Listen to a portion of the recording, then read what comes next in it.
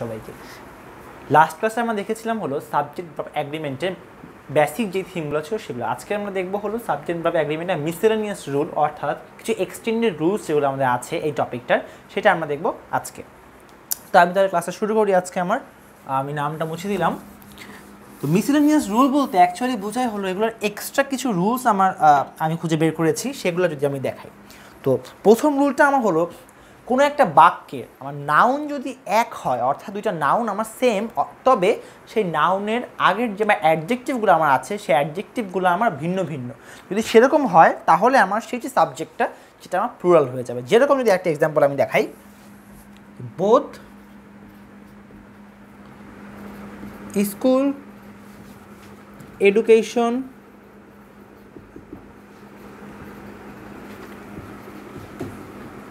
and college education are to be reformed। এখন যদি আমরা একটু দেখি তাহলে আমার বলা মতো এটা আর হবে। এখন এটা প্লুরাল কেন হলো? এডুকেশন এই নাউনটা কিন্তু আমার দুই জায়গাতেই সেম, তবে তার আগে যে অ্যাডজেক্টিভ, একটা স্কুল আর একটা কলেজ, মানে আমার দুইটার আগের যে আমার দুইটা অ্যাডজেক্টিভ আমার সেম না, অর্থাৎ যেহেতু আমার সেম না, দ্যাটস ওয়াই আমার যে সাবজেক্টটা সেটা আমার প্লুরাল হয়ে যাবে। এই এক্সাম্পলটা আমি দেখালাম এটার মাধ্যমে। আচ্ছা, যদি কেউ চায় স্ক্রিনশট নিয়ে রাখতে পারে তাহলে আমি লিখে দিই ভালো করে যে এটা আমার নাউন আর এটা আমার অ্যাডজেক্টিভ। আচ্ছা, তাহলে আমি পরেরটা যাই। এবার আসি ওয়ান। যদি আমার কোনো স্থানে ওয়ান হয়, আমরা সবসময় যে প্রোনাউন থাকে যে হি এর প্রোনাউনটা হবে হিজ, বা নামের হবে হিজ আর হার। ওয়ান যদি কোনো বাক্যে আমার থাকে সাবজেক্ট হিসেবে, এইটার প্রোনাউনটা না একমাত্র ওয়ান বা ওয়ান্স, যাকে আমরা ইউজ করি। অর্থাৎ এইটার আমার প্রোনাউনে কোনো প্রকারের চেঞ্জ হবে না। এইটা আমার হলো প্রোনাউন, মানে সবগুলোর ক্ষেত্রে তোমার চেঞ্জ হলেও ওয়ানের ক্ষেত্রে আমার কোনো ধরনের চেঞ্জ হবে না। যদি আমি একটা বাক্য একটু লিখে একটা এক্সাম্পল হিসেবে আমি দেখাই, এক্সাম্পল যে আমি একটা এক্সাম্পল লিখলাম, ওয়ান শুড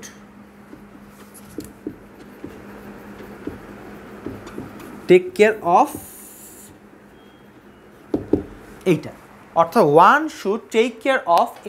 এখানে আমার বসবে অ্যাকচুয়ালি এইটার এইটার প্রোনাউনটা। এটা প্রোনাউনটা কী হবে? ওয়ান্স।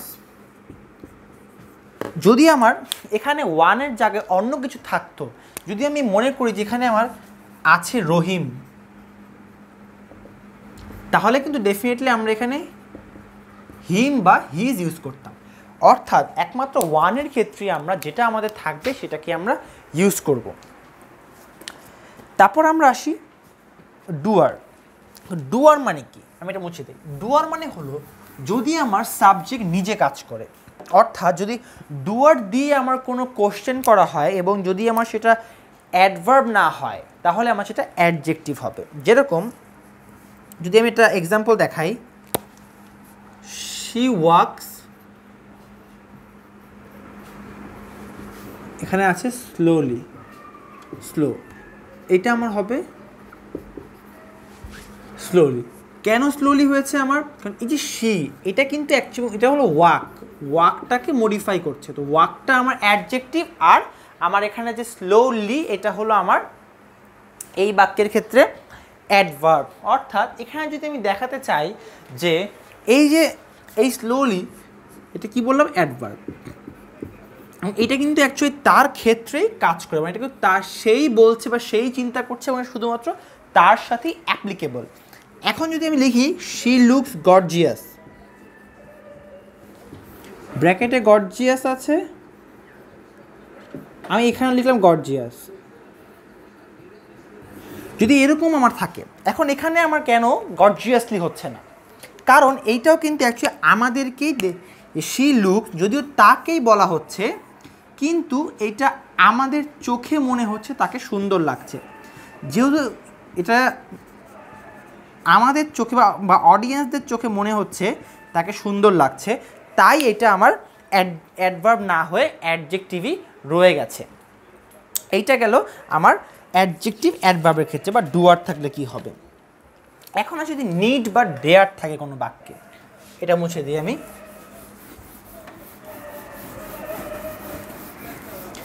এখন আসি, যদি কোনো বাক্যে আমার নিড বা ডেয়ার থাকে তখন আমি কি করব?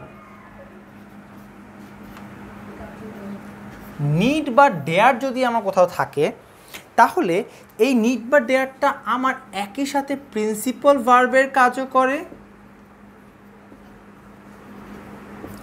আবার এই নিড বা ডেয়ারটা আমার একই সাথে মোডালের কাজও করে। তাই নিড বা ডেয়ার আমার যেই বাক্যে থাকবে সেই বাক্যে আমি ডু, ডাজ বা ডিড কখনো ব্যবহার করব না, কারণ এটাই আমার প্রিন্সিপাল ভার্বের কাজটাও করবে আবার মোডালের কাজটাও করবে। এই যে একটা এক্সাম্পল আমি দেখাই নিড বা ডেয়ার দিয়ে। হি নিডস টু গো দেয়ার, আবার he needs not to go there. আমি কিন্তু এখানে কোনো জায়গাতেই ডু, ডাজ বা ডিড ব্যবহার করি নাই। কেন ব্যবহার করি নি? কারণ নিডস এটা আমার নিজেই আমার একটা প্রিন্সিপাল ভার্বের কাজ করে, দ্যাটস ওয়াই আমার এখানে ডু, ডাজ বা ডিড কোথাও আনতে হয়নি। এটা গেল আমার নিড বা ডেয়ারের ক্ষেত্রে।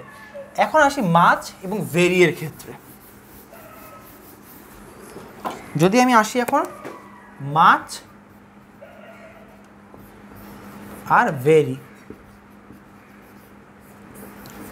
যদি কোনো বাক্যে আমার মাছ থাকে বা ভেরি থাকে, মাছ থাকলে মাছটা আমার সবসময় পাস্ট পার্টিসিপলের সাথে বসবে, পাস্ট পার্টিসিপলের সাথে বসবে।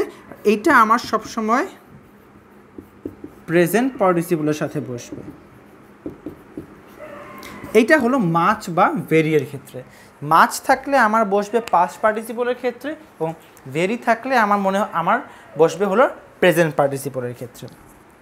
এখন আসি আমি একটা টপিক, যে কোনো ভার্বের আগে যদি আমার অক্সিলিয়ারি ভার্ব না থাকে তাহলে আমার সেটা প্রিন্সিপাল ভার্ব হবে, এবং অক্সিলিয়ারি ভার্ব যদি আমার না থাকে সেটাকে আমি তখন প্রেজেন্ট পার্টিসিপল হবে। এটা গেল একটা। এবার আসি আমরা কিছু ফ্র্যাকশনাল নাম্বারের ক্ষেত্রে আমাদের কিছু সমস্যা হয় সবারই। তো যদি আমরা ফ্র্যাকশনাল নাম্বারটাকে দেখতে যাই, আমি 4টা ফ্র্যাকশনাল নাম্বার লিখব।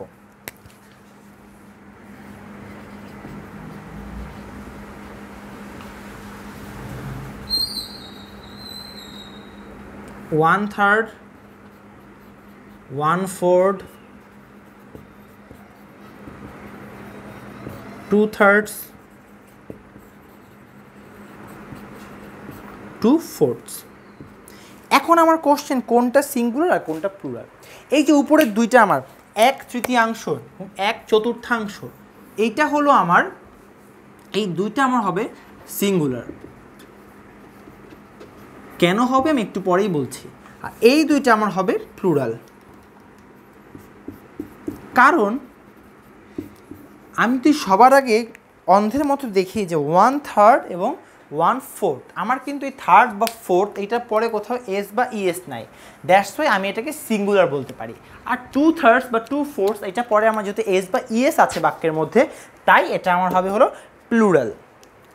আরেকটা কথা আমি আমার লাস্ট ক্লাসে বলে আসছি যে কাউন্টেবল নাউন এবং আনকাউন্টেবল নাউন, যদি কাউন্টেবল নাউন হয়ে থাকে তখন আমার সেটা ডেফিনেটলি প্লুরাল হবে, আর যদি আমার আনকাউন্টেবল নাউন হয়ে থাকে তখন আমার সেটা হবে সিঙ্গুলার। কারণ আনকাউন্টেবল নাউন যেহেতু গণনা করা যায় না, তাই সম্পূর্ণটাকে একটা ধরে আমাদের কাজ করতে হয়। এখন আসি আমি, যদি আমার কোনো বাক্যে 3টা পার্সন থাকে তখন আমি কি করব? যদি কোনো বাক্যে 3টা পার্সন থাকে, আমার 2টা নিয়ম, তখন আমি বাক্যে কীভাবে করে তাদেরকে বসাবো, একটা জেনারেল কন্ডিশন আর একটা গিল্ট বা দোষ বুঝালে। যখন জেনারেল কন্ডিশন হবে তখন তারা এভাবে বসবে, অর্থাৎ তারা বসবে হলো ইউ, হি, আই, এভাবে তারা, যখন you, he and I went to school. Guilt বোঝায় তখন এভাবে বসবে 1, 3, 2, মানে বসবে হলো আই, হি অ্যান্ড ইউ। যদি কোনো দোষ বোঝায় তাহলে আমার এখানে আই, হি অ্যান্ড ইউ বা 1 3 2 এইভাবে করে বসবে। আর যদি আমার এখানে জেনারেল বোঝায় তাহলে আমার সেটা হবে 2 3 1 এভাবে বসবে। এবার আসি আমি একটা এক্সাম্পল, একটু ব্যতিক্রমী এক্সাম্পল। এই ওয়ার্ডটা অ্যাকচুয়ালি ঠিক দেখা যায় না, পরীক্ষায় মাঝে মধ্যে দেয়। যদি আমি ইউজ করি যে আই অ্যাবসেন্টেড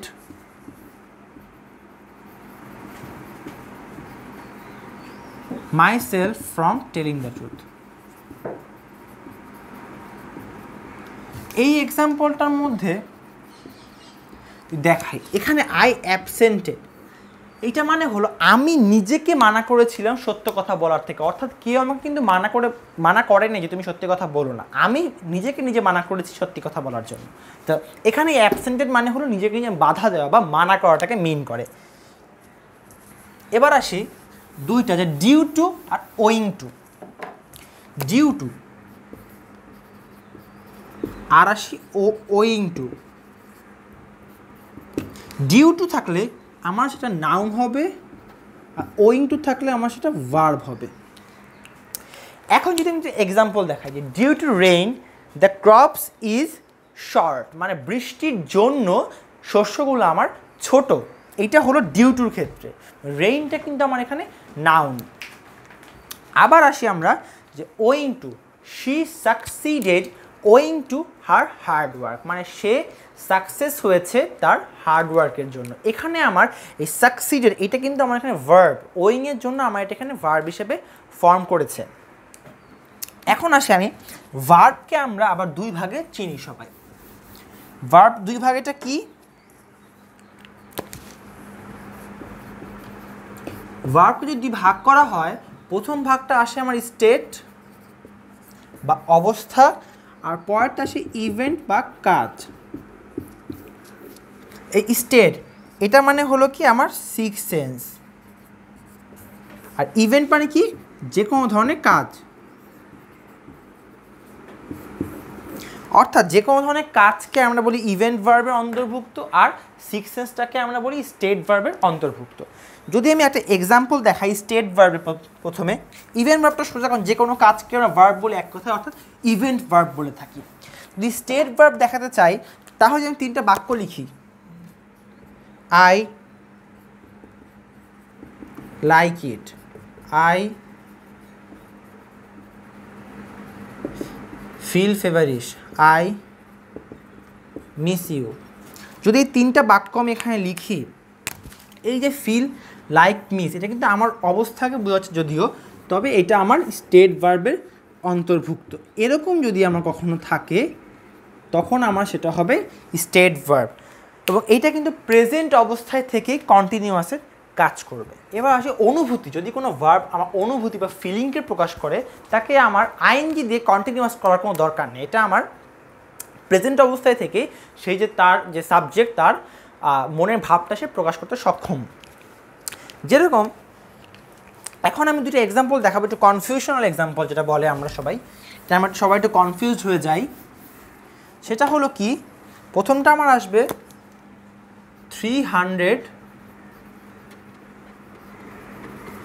300 people were there,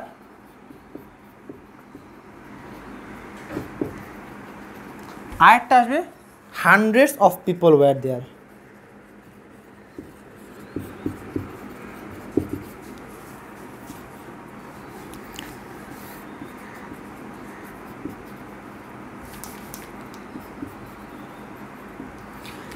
এইবার এখানে যে 300 আমি বলেছি এটা আমার ইউনিক নাম্বার। ইউনিক নাম্বার সবসময় আমার সিঙ্গুলার হবে, তাহলে 300 এইটাও তাহলে আমার সিঙ্গুলারের খাতাতেই ঢুকবে।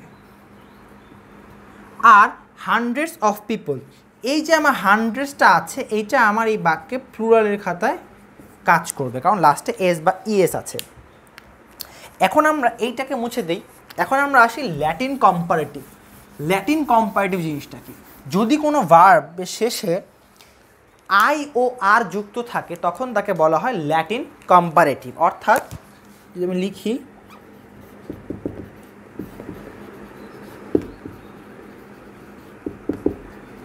ল্যাটিন কম্পারেটিভ মানে হলো যদি শেষে আই ও আর যুক্ত থাকে তখন সেটাকে ল্যাটিন কম্পারেটিভ বলা হয়। যেরকম আমার বই না he is junior than me, এই জুনিয়রটা আমার হলো ল্যাটিন কম্পারেটিভ। কিন্তু একটা আমার ব্যতিক্রমী আছে, সেটা হলো, এবং যখন আমার এটা থাকবে তখন আমার এইটার পরে ল্যাটিন কম্পারেটিভ পরে কখন আমার দেন বসবে না। তো he is junior to me বা হি ইজ টলার দেন মি, টলারের পরে দেন ব্যবহার করছি কিন্তু জুনিয়রের পরে টু ব্যবহার করছি, কারণ জুনিয়রটা আমার ল্যাটিন কম্পারেটিভ। এখন যদি আমি একটা এক্সাম্পল দেখাই, হি প্রেফার্স